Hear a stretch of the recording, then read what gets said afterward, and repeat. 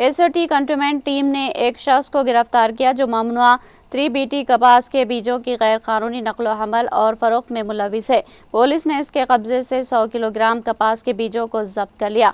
मुसद्दिक़ा इत्तला पर SOT cantonment team के अहलकारों ने महकमे ज़राअत और शामिरपेट पुलिस के अहलकारों के साथ मिलकर 10 मई को Shamirpet outer ring road exit number 7 के करीब एक मुलजिम को उस वक्त गिरफ्तार किया जब वो गैर कानूनी तौर पर ममनुआ मुख्तलिफ अक़साम के कपास के बीज को अपने पास रखने और फरोख्त करने की कोशिश कर रहा था। मुलजिम की शनाख्त 58 साला डी श्रीनिवास राव गुंटूर जिला आंध्र प्रदेश के रहने वाले के तौर पर की गई।